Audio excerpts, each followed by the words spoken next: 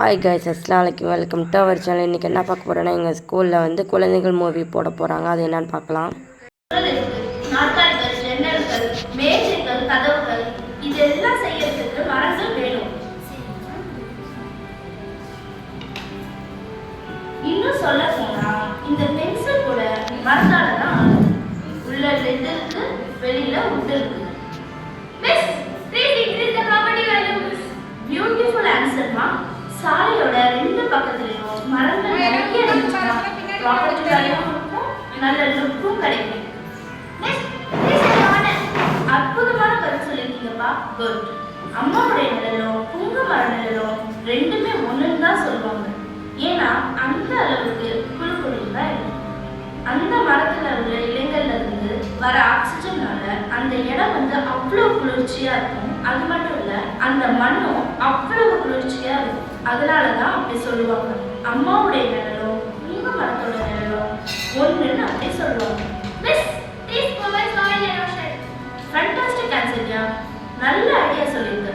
நீங்க மலையில இருந்து இறங்கி வராப்ப பாத்தீங்கன்னா சரிவுகள்ல நிறைய மரங்கள் இருக்கும். அந்த மரங்கள் வந்து என்ன செய்யும், தன்னுடைய வேர்களை வெகு ஆழத்துல பரப்பி இருக்கும். அப்படி பரப்பி இருக்கிறதுனால பெரிய மழை வரும்போது மண்ணெல்லாம் அடிச்சுட்டு வரும்போது இந்த மரங்கள் வந்து இந்த மண் அடைப்பை தடுக்குது. அது மட்டும் இல்லாம இந்த மண்ணுக்குள்ள இருக்கிறதையும் சேர்த்துருக்கு. Very good. நல்ல ஆன்சர் சொல்லியிருக்கு. இன்னும் மரங்கள்னால நமக்கு நிறைய விஷயங்கள் கிடைக்குது. இதுல தேங்காய் எண்ணெய், வேப்ப எண்ணெய், புங்க எண்ணெய், இந்த மாதிரி எண்ணெய்கள்லாம் நிறைய கிடைக்குது. இதுல வேப்ப எண்ணெயும் புங்க எண்ணெயும் விளக்குக்கு பயன்படுது. இதுல அன்றாட பயன்படுத்த வாகனங்களுக்கு கூட இந்த எண்ணெயை வச்சுதான் பயன்படுத்துறாங்க. அது மட்டுமல்ல, வில்வ மரத்துல இருந்து நிறைய மருந்து எண்ணெய்களை தயாரிக்கப்படுறாங்க. மிஸ், ப்ளீஸ் ப்ரொவைட் ஆப்பிள் பழம், சாத்துக்குடி, பேரிச்சம்பழம், இந்த மாதிரி நிறைய பழங்கள் நமக்கு கிடைக்குது. ஒரு மனிதன் நல்ல ஆரோக்கியமா வாழ்றதுக்கு நமக்கு 5 பழங்கள் சாப்பிடணும் அப்படின்னு சொல்றாங்க. மாணவ செல்வங்களே, இந்த மரங்கள்லாம் நமக்கு தெய்வங்கள் மாதிரி. யாரெல்லாம் இந்த மரங்களை காப்பாற்றுறாங்களோ அவங்கள இந்த மரங்கள் காப்பாற்றும். என்னுடைய வேண்டுகோள் ஒன்னே ஒண்ணுதான். யாரு உங்க பிறந்த நாளுக்கு நீங்க கேக் கட் பண்றதுக்கு பதிலா ஒரு மரத்தை நட்டு வச்சீங்கன்னா எல்லாருக்குமே நல்லது. உங்களுடைய எதிர்கால சந்ததியருக்கு இந்த மரங்கள் எல்லாம் பயன்படும். நீங்க இதை செய்வீங்கன்ட்டு நான் மனப்பூர்வமா நம்புறேன்.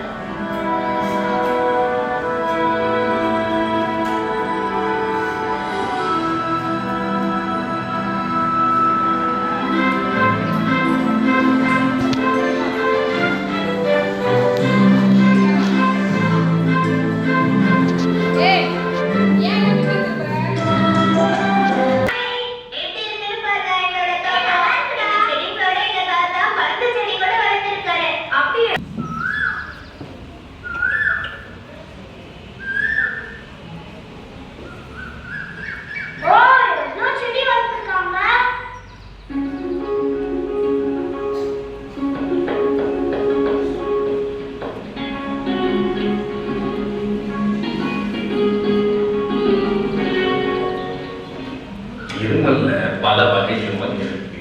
இதை நாய் இருமல்னு சொல்லுவாங்க. இதை சுடு தண்ணியில போட்டு 3 வேளைக்கு சாப்பிடணும்.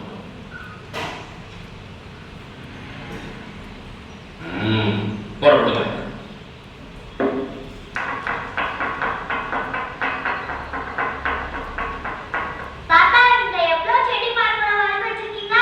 உங்களுக்கு பிடிச்சிருக்கா? ஆமாப்பா. மனுஷங்க வாழறதுக்கு வீடு கட்டிக்கிறது எவ்வளவு முக்கியமோ அதே அளவுக்கு வீட்டை சுற்றி மரம் வளர்க்கறது முக்கியம். அது ஆரோக்கியத்துக்கு ரொம்ப நல்ல விஷயம். செடிகள் மரங்கள் வளர்ந்தா நல்ல காத்து வரும், நிறைய குளுமை இருக்கும், இயற்கையும் அழகா இருக்கும், மனிதனோட ஆரோக்கியம் இன்னும் பெருகும். எனக்கும் செடி வேணும் தாத்தா. என்ன மாதிரி செடி ராஜா வேணும் உனக்கு?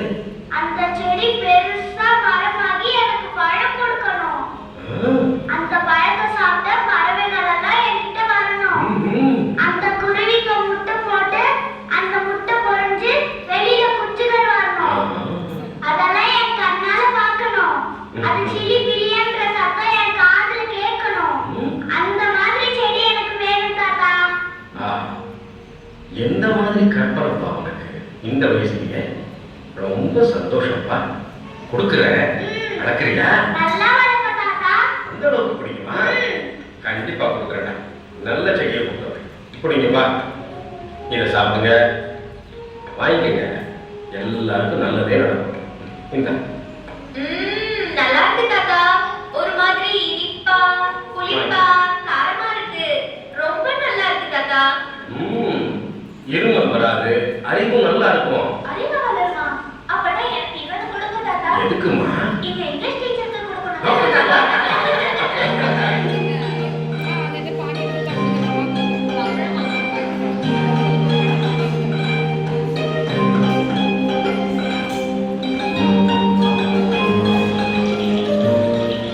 என்ன தம்பி, செடி நட்டு இருக்கியா? ஆமா அங்கிள். இந்த செடி பெருசா மரம் ஆகி பழம்லாம் கொடுத்து பறவைகள் இதை சாப்பிடுறதுக்காக பறந்து வரும். அப்புறமா சின்னரும் கட்டும். அப்புறமா இந்த மரம் எங்களுக்கு நிழல் கொடுக்கும்.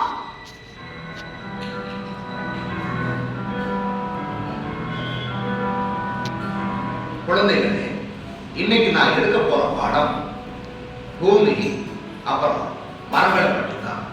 எல்லாரும் கவனமா கேளுங்க. நமக்கு தேவையான எல்லா பொருட்களும் இந்த பூமியிலிருந்து தான் கிடைக்குது. எந்த ஒரு பொருளையும் நாம வேற ஒரு கிரகத்திலிருந்து இறக்குமதி பண்ணிக்க முடியாது. அதனால இருக்கக்கூடிய இந்த பூமியை ஜாக்கிரதையா ரொம்ப நல்ல விதமா நம்ம காப்பாற்றலாம். அதனால இயற்கையை நேசிக்கணும், மரங்களை வளர்க்கணும். நாம எவ்வளவு மரங்களை பாதுகாத்து வளர்க்கணுமோ அந்த அளவுக்கு அசுத்தமில்லாத சுத்தமான காற்று கிடைக்கும். மனுஷனுக்கு சாப்பாடு எவ்வளவு முக்கியமோ சுத்தமான காற்று அவ்வளவு முக்கியம். சுத்தமான காத்த பிராணவாயுன்னு சொல்லுவாங்க.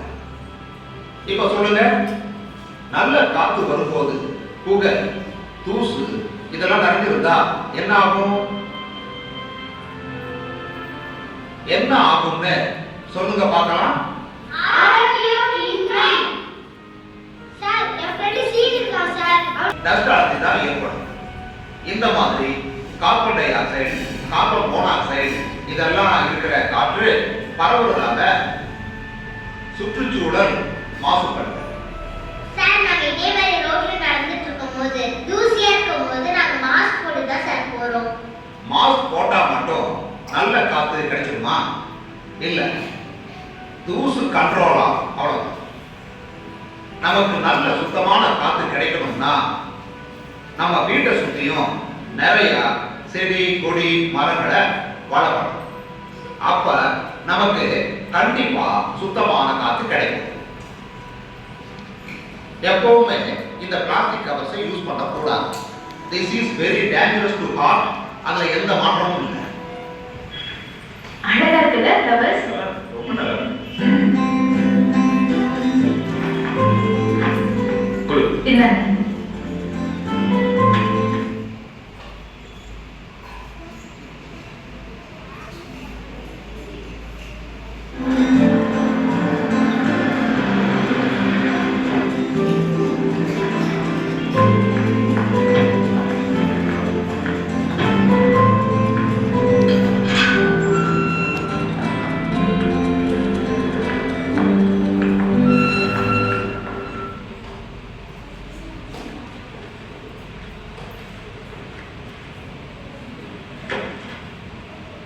மார்க்கெட்டுக்கு போயிட்டு வந்தியா குட்டி? ஆமா தாத்தா. வெரைட்டியா நிறைய பிளாஸ்டிக் பூவெல்லாம் வாங்கி வந்திருக்காங்க. அந்த வீட்டு வந்து போடலாமா? நல்லா இருக்கும். அத வீட்ல போடாதீங்கன்னு சொல்லுங்க தாத்தா. என் பேச்ச யார் கேட்பாங்க குட்டி? பிளாஸ்டிக் நான் ரொம்ப புத்திசாலிங்க.